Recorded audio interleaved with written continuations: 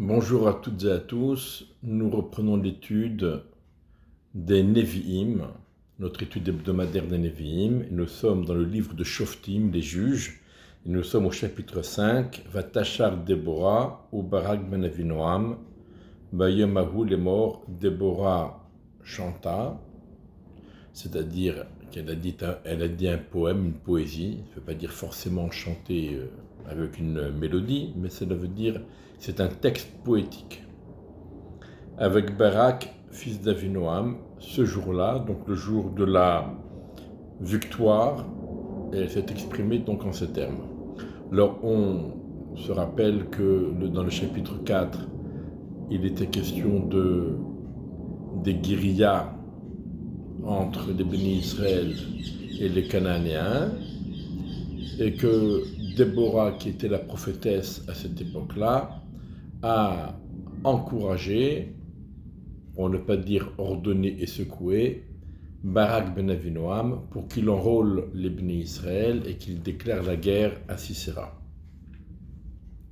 Nous avons vu comment cette guerre a été accomplie de façon miraculeuse et extraordinaire. Alors, d'où le chant de Déborah, la poésie de Déborah. Donc c'est un texte poétique, c'est un chant, un texte poétique. Il est donc difficile de le comprendre linéairement.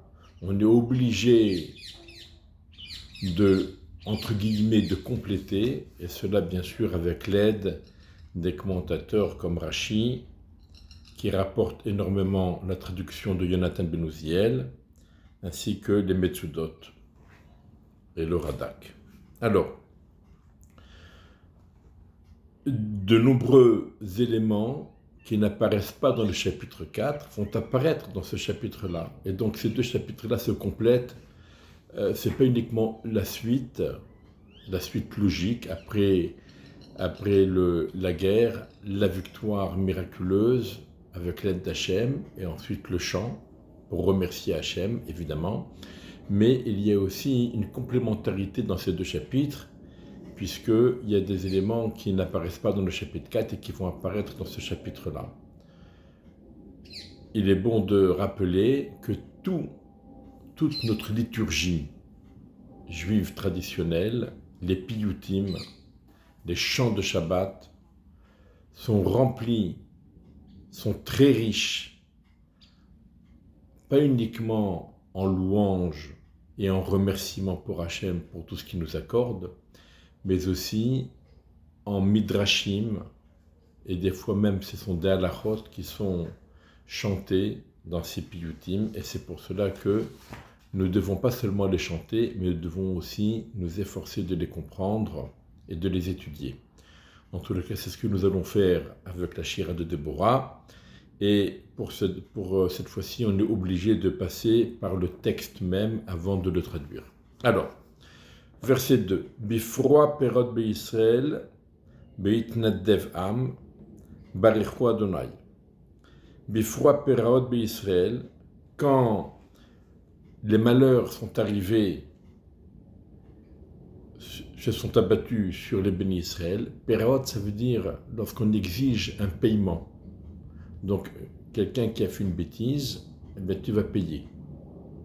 Faire une bêtise, ça veut dire utiliser de l'énergie, utiliser des objets qu'Akadosh Baruch Hu a créés, qu'Akadosh Baruch Hu a accordés, et on le fait pour son compte et non pas pour le compte d'Akadosh Baruch Hu. Donc il faut payer. Donc c'est pour cela que lorsqu'une punition s'abat sur quelqu'un, on appelle ça peraot. Befroa peraot be'Israël. Et puis aussi parce que lorsqu'il y a une punition qui s'abat sur le peuple, ça crée un manque, ça crée un vide, et ça révèle certains côtés obscurs, puisqu'on sait que la punition est des mesures pour mesure. Donc quand il y a une punition, on comprend où était la faute, et donc c'est révélateur. Et c'est pour ça qu'on appelle ça peraot, ça veut dire découvrir. Donc où le sens du mot vient du mot piraon, payer ce que l'on doit, parce qu'on a pris quelque chose pour soi au lieu de l'utiliser pour celui qui nous l'a accordé, ou bien ça vient du mot gadel pera, ça veut dire découvrir. Bifroa ou para hakohen et sheisha. Bifroa perot Israël, lorsque les punitions se sont abattues sur les bénis Israël. Pourquoi? Parce qu'ils se sont détournés d'Hachem. Et ensuite, bitnadev am, quand le peuple s'est amendé et a décidé de faire teshuva, il s'est dévoué à la teshuva, et alors ils ont été sauvés, et donc Barechu Adonai, loué Hachem. Pourquoi louer Hachem? Pour deux raisons. D'abord parce qu'il nous a sauvés. Deuxièmement parce que lorsqu'on s'est rapproché de lui, il nous a sauvés. Et troisièmement, parce que quand on a été puni et qu'on a été attaqué, c'est parce qu'on s'est éloigné de lui. Et on le comprend maintenant. Ce n'est pas parce que les autres sont plus forts que nous. Mais c'est parce que nous sommes éloignés d'Akadosh Baruch Hu. C'est pour ça que les autres ont eu une emprise sur nous et ont pu nous battre. Shemo Melachim Azinu Rozinim. Écoutez les rois, prêtez l'oreille les princes. Anochi l'Adonai, Anochi Ashira. Je suis dévoué à Hachem. Je vais chanter. Azamer l'Hachem Elokei Israël. Je vais chanter en l'honneur d'Akadosh Baruch Hu, Dieu d'Israël. Donc ici, il y a deux fois le mot Anochi. Et Rashi rapporte au Midrash qu'au moment du don de la Torah, les grandes montagnes, comme le mont Carmel et le mont Tavor, se sont présentées, ont présenté leur candidature pour être les montagnes sur lesquelles Akadosh Baruch Hu va apparaître au Béni Israël pour leur donner la Torah, parce que ce sont des montagnes majestueuses et dignes de cet événement. Par contre, le mont Sinaï, qui était tout petit, il n'osait même pas réclamer quoi que ce soit. Il a dit, c'est sûr que je n'en suis pas digne, il ne faut même pas que je demande. Et alors, Akadosh Baruch Hu, il a dit, non, toi tu as fait preuve d'humilité, c'est sur toi que je vais me révéler au Béné Israël pour leur donner la Torah. Et le mont Carmel et le mont Tabor, qui ont été déboutés dans leur réclamation, eh bien, Akadosh Baruch Hu leur a dit, étant donné qu'ils avaient une bonne intention, parce qu'ils étaient majestueux et ils étaient dignes que cette révélation se fasse chez eux. Alors ils vont être dédommagés. Et le Midrash nous dit, sur le mont Sinaï, il s'est dit une seule fois Anochi. Anochi Hashem Elokecha, c'est moi l'Éternel ton Dieu, qui t'ai fait sortir d'Égypte. Et par contre, ici, au mont Tabor, c'est marqué deux fois Anochi. Anochi l'Hashem, Anochi Ashira. Donc c'est un dédommagement pour le mont Tabor. Et pour le mont Carmel, on le verra un peu plus loin, dans le livre de Shmuel, Bezrat Hashem, quand Eliyahu Hanavi va réunir tout le peuple d'Israël, il va dire Hashem wa Elokim, Hashem wa Elokim, ce que nous nous apprêtons à dire bientôt pendant 40 jours, depuis Rosh Chodesh et Loul jusqu'à Kippour. Nous allons dans les Sphirot dire et répéter Hashem wa Elokim, Hashem wa Elokim, donc deux fois. Et ça, c'était pour dédommager le mont Carmel. Et Déborah donc fait un petit retour historique. Hachem, verset 4, Hachem betzetra miseir betzaddecha mitzvede Edom. Akadosh Baruch Hu, quand tu es sorti de Séhir, quand tu as cheminé depuis les champs de Edom, ça veut dire quand tu es venu donner la Torah au mont Sinaï, quand tu es venu donner la Torah au Béni Israël au mont Sinaï, et c'est marqué dans le pasuk, Misinaïba, Vesarach Miseir Lamo.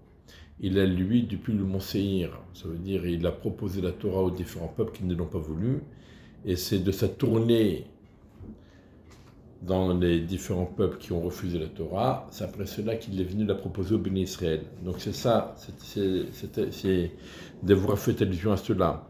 Quand tu es sorti de Séhir et quand tu as cheminé depuis le champ de Édom, pour nous donner la Torah que les autres peuples avaient refusée, et Retz Ra'asha, Gam Shamim la Tafou, la terre a tremblé, et les cieux ont fait goûter la pluie. Gam Avim la Tefumaim, même les nuages ont fait pleuvoir de l'eau. Harim Nazelu, les montagnes se sont liquéfiées. Mipene Hashem, à cause de la présence d'Hachem, comme on le dit dans le Hallel, Betet Israël Mimitzraim, donc dans ce psaume-là, c'est bien dit, les montagnes ont tremblé et se sont liquéfiées parce que Akadosh Baruch Hu s'est révélé au mont Sinaï, Zé Sinaï, Mipene Hashem Elokei Israël. C'était au moment de la révélation du mont Sinaï, lorsqu'Hachem, Dieu d'Israël, s'est présenté au Bnei Israël pour leur donner la Torah. Et ensuite, donc, que nous dit Déborah? Pourquoi elle nous parle de cela? Elle vient simplement nous dire l'importance de la Torah. La Torah est telle que celui qui s'y attache et qui se rapproche et qui s'attache à Akadosh Baruch Hu et qui se rapproche d'Akadosh Baruch Hu et qui accomplit les mitzvot, qui étudie la Torah et qui accomplit les mitzvot, eh bien il est protégé par Akadosh Baruch Hu et rien ne peut lui arriver. Par contre, celui qui se détache de la Torah, qui s'éloigne de la Torah, eh bien il est la proie de tous les malheurs. Et maintenant, Déborah revient à son époque. Bime Shamgar ben Anat, bime Yael, Hadelu Orachot. À l'époque de Shamgar ben Anat, c'était le prophète, le Navi précédent, celui d'avant, comme on avait vu. De même, bime Yael, à l'époque de Yael, parce que Yael également a été une prophétesse. Hadelu Orachot, les voies principales ont été abandonnées. Les Béné Israël n'osaient plus emprunter les routes principales parce qu'ils se faisaient attaquer régulièrement. Volche Netivot, et ceux qui doivent aller en chemin, Yelechu Orachot Akalkalot, ils devaient utiliser des sentiers détournés. Hadelu Perazon be Yisrael Hadelu. Les villes ouvertes en Israël ont été abandonnées. Plus personne n'osait habiter dans des villes ouvertes parce qu'ils avaient peur des attaques. Et ils allaient tous habiter, se réfugier dans des villes fortifiées pour se protéger. Ah, chacun petit Dévorah, chacun petit Mbe Israël, jusqu'à ce que je me suis levé. Je me suis levé comme une mère pour les bénis Israël. Une maman, d'abord elle a dit, j'ai été comme une maman pour les bénis Israël, qui se soucie de leur bien-être, qui se soucie de leur sécurité et qui va tout faire pour rétablir l'ordre, le bien-être et la sécurité. Yivhar Elohim Hadashim, Az Lahem She'arim. Si le peuple se choisit des divinités qui appartiennent aux autres peuples, s'ils se choisissent des divinités nouvelles, on s'invente des dieux, Az lachem sharim, alors il y aura la guerre. Lachem, ça vient du mot milchama, la guerre. Sharim dans les villes, alors il y aura la guerre dans les villes. Magen im yerae varomar barbim elef Israël. Par contre, si les béné Israël font teshuva et reconnaissent Hachem et s'attachent à Hachem, Magen im yerae, un bouclier ne sera pas visible, varomah ni une lance, barbim elef Israël parmi les 40 000 d'Israël. Ça veut dire, il n'y aura pas besoin de faire la guerre, on n'aura pas besoin d'armes si jamais on est on fait teshuva et on se rapproche d'Hachem. Et si jamais on vient nous attaquer, on n'a même pas besoin d'armes. Akadosh Baruch Hu se battra pour nous et nous défendra. Libi le Chokeke Yisrael, Amitnat Devim Ba'am, Barechu Adonai. Mon cœur, mon esprit, je remercie, je fais l'éloge à tous les législateurs d'Israël, à tous les Talmidei Chachamim, les érudits, qui enseignent la Torah et qui enseignent la loi. Amiknat Devim Ba'am, pour tous ceux qui se dévouent pour le peuple, pour le rapprocher à Hachem. Barechu Hachem, louez Hachem.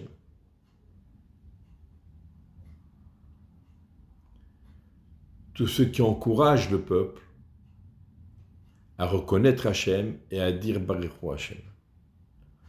Rocheve atenot sechorot yosheve al middin volche al derech sihu. Ceux qui sont installés sur les mules. Atenot sechorot. Ça veut dire des mules blanches et de belles bêtes. Yosheve al middin. Ceux qui sont installés pour étudier la Torah et pour fixer la loi. Volche al derer, et ceux qui cheminent sur les chemins. Sihu, discuter. Discuter de quoi? Discuter de tous les miracles qu'Hachem nous a accordés.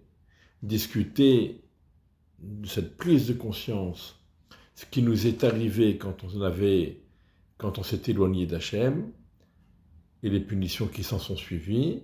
Et ensuite, comment Hachem, quand nous avons fait Teshuvah, nous nous sommes rapprochés d'Hachem, comment Hachem nous a accueillis et nous a sauvés et protégés. Mikol mechatzitzim ben mash'abim sham yetannu tzidkot Adonai tzidkot pirzono b'Yisrael az yaredu la she'arim am Adonai. Alors,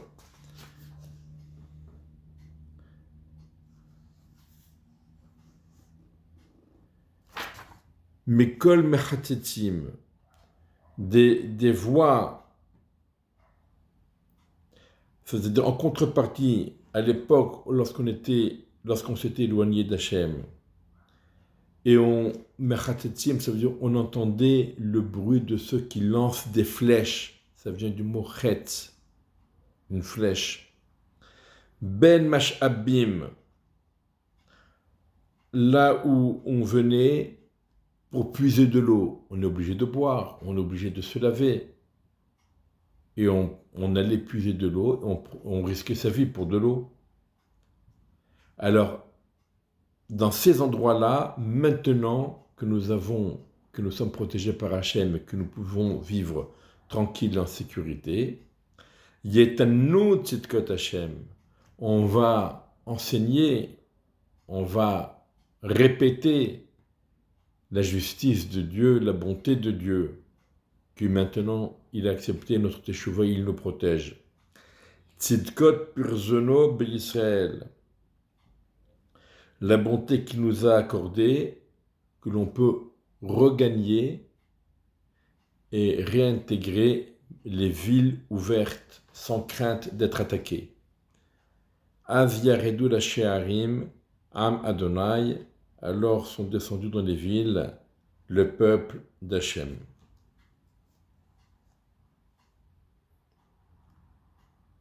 Uri Dévorah, réveille-toi Déborah. Uri, réveille-toi d'Abérichir. Dis ton poème, dis ton chant. Kum Barak ou Shave Shaviecha, et toi Barak, lève-toi et va capturer les captifs. Ben Avinoam, fils d'Avinoam. Donc ici, le Midrash nous dit que comme Déborah, elle s'était un peu vantée en disant « Hachakamti Déborah » jusqu'à ce que moi, Déborah, j'ai pris l'affaire en main. Dans le verset 7, alors, puisqu'elle a eu, puisqu'elle s'est un petit peu vantée, le roi Hakodesh l'a quittée.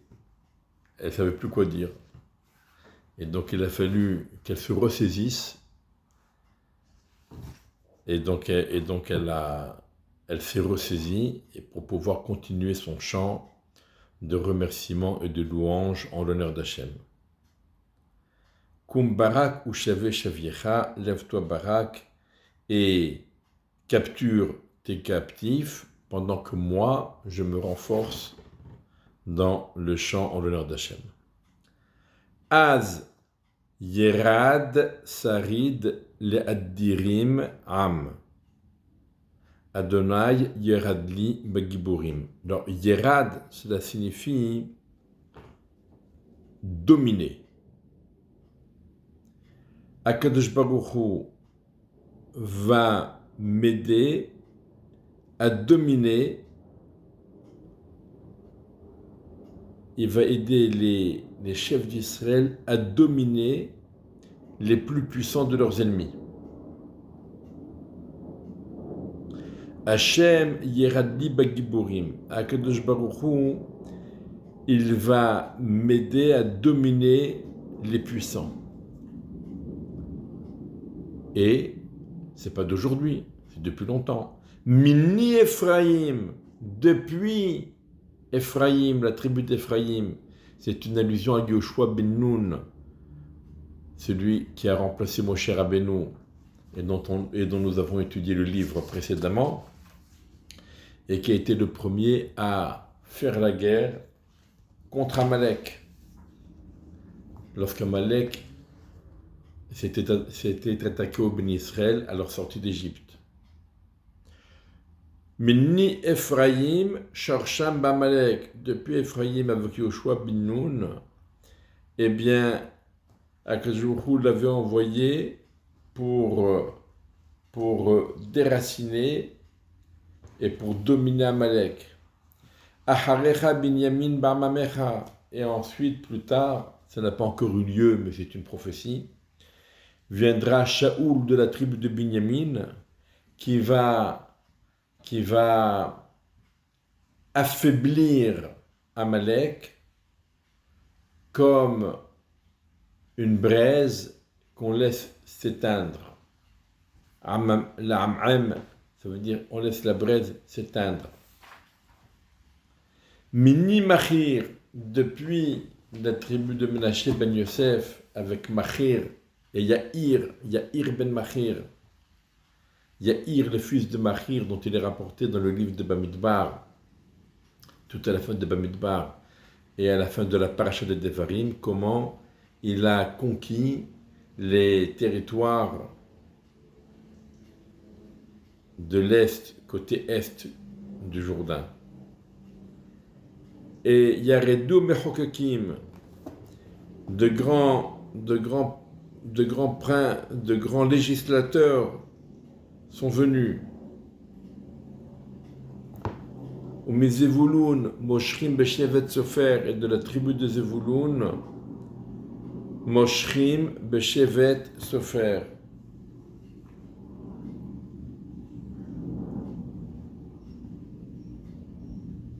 Ça veut dire, depuis Zevulun, ils se sont descendus, comme on l'a vu dans le pérec précédent, dans le chapitre précédent, pour s'associer à Barak ben Avinoam dans cette guerre.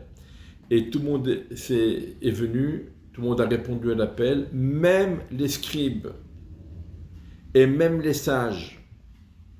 Vesarai be Yissachar, ainsi que les princes de Yissachar, ça veut dire les grands érudits de la tribu de Yissachar. Im Déborah, avec Déborah, parce que Déborah avait accompagné sur le terrain de la guerre. Yissachar, et Yissachar a accompagné également Barak. Yissachar, Ken Barak, Baemek Shular Beraglav. Quand Barak il a dit allez, on court contre l'ennemi dans la vallée, eh bien, ils sont tous partis. Ils ont obéi et personne n'a discuté. Quand Barak leur a dit d'enrôler les Béné Israël, ils sont partis, ils ont accompli leur mission, ils ont fait tout ce que Barak leur a demandé. Par contre, Biflagot Reuven Gedolim Hikekelev, le fait que Reuven se soit dissocié dans cette guerre, de même qu'il s'était dissocié et il avait demandé à recevoir sa part en dehors de la terre d'Eretz Kenan, de l'autre côté du Jourdain côté est. Et là, encore une fois, Reuven ne s'est pas associé à Barak et Déborah dans la guerre contre Sisra. Gedolim Hikekelev, alors j'ai de grandes... Je réfléchis, comment se fait-il que Reuven ne se soit pas associé? Gedolim Hikekelev, grands sont mes doutes, mes questionnements à ce sujet. La Maya Shavta Ben Amishpetayim Lishmoa Shirikot Adarim. Pourquoi tu t'es installé Ben Amishpetayim? Ça veut dire entre les casseroles.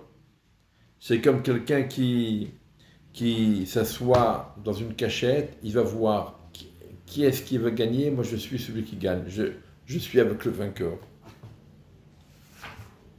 Les shmoa shirikot adarim, pour écouter les bruits, les sifflements, les bruits des troupeaux en guerre. Et après, tu suis le vainqueur.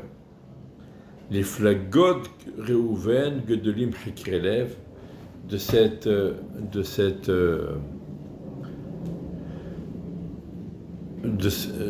que Reuven se soit donc dissocié, eh bien, cela donne beaucoup à réfléchir. Gilad, Bever Yarden Shachan, Gilad, lui aussi, il est allé s'installer de l'autre côté du Jourdain. Il n'a pas eu peur. Alors pourquoi il n'est pas venu se joindre à la guerre? Vedan, la Maya Goroniyot, et Dan, pourquoi il a tout embarqué sur ses bateaux? Comme ça, s'il faut se sauver, on est prêt pour partir en vitesse en cas de besoin. Asher, Yashav le Chof Yamim. Asher aussi ne s'est pas associé à cette guerre, mais lui, Asher, on le comprend. Parce que lui, il est installé, les Chof Yamim, sur le bord de la mer. Valmi Fratzav Yishkon, il est obligé de garder les côtes. C'est un garde-côte, qu'il n'y ait pas une invasion maritime. Donc on peut comprendre que Asher ne se soit pas joint à la guerre. Mais les autres, Reuven, Gilad, Dan, pourquoi vous ne vous êtes pas associés à cette guerre? On voit que Déborah, quand bien même il était évident que cette guerre n'aurait d'issue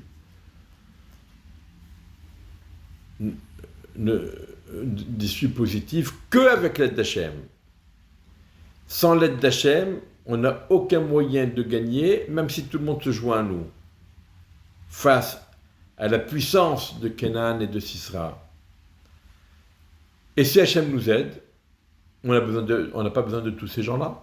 Qu'est-ce que ça change? Qu'on soit une armée de 200, de 1000, de 10 000, on verra bien avec Gideon combien ils se sont rassemblés au début pour faire la guerre, et finalement, il y a eu quelques 300 qui ont été admis pour l'armée, et tous les autres ont été recalés. Mais là, Déborah dit, étant donné que quelqu'un vienne parce qu'il veut s'associer, ensuite on lui dit non, tu n'es pas digne de faire la guerre, reste chez toi. Ok, on peut comprendre. Mais qu'il n'ait pas fait un geste pour s'associer à la guerre contre Sisra, quand bien même leur présence n'aurait rien changé. Soit Hachem nous aide, et on est vainqueur de toute façon, soit Hachem ne nous aide pas, et on est vaincu de toute façon. Mais malgré tout, il est déplorable, dit Déborah, que certaines tribus ne se soient pas senties concernées par cette guerre et ne se soient pas joints à elle et à Barak. Zevulun, Am Heref Nafsho Lamut. Regardez Zevulun. Il était prêt à sacrifier sa vie, à mourir. Et il est venu pour faire la guerre. Ve Naphtali, Al-Meromessadeh. De même, Naphtali, il s'est joint à la guerre malgré le danger, malgré les risques évidents. Sur le mont Tabor, Meromessadeh, ça veut dire les champs, les hauts plateaux. Regardez, Ba'ou Melachim Nilhamu, les rois les rois des Goyim qui se sont associés dans cette guerre avec Sisra. Ils sont venus pour faire la guerre. Az Nilhamu Malche Kenan Betarnach Alme Megiddo. Alors, ont déclaré la guerre les rois de Kenan à Tarnach sur les eaux de Megiddo. Ils n'ont pas pris d'argent pour ça. Ils étaient prêts à faire la guerre contre nous. Ils se sont tous associés à Sisra. Personne n'est resté à l'écart. Alors pourquoi Réhouven et les autres qui ont été cités, eh bien ils ne se sont pas joints à cette guerre. Voilà, on va s'en tenir là pour aujourd'hui. Et Bezrat Hashem, on fera la suite du Pérec un peu plus tard.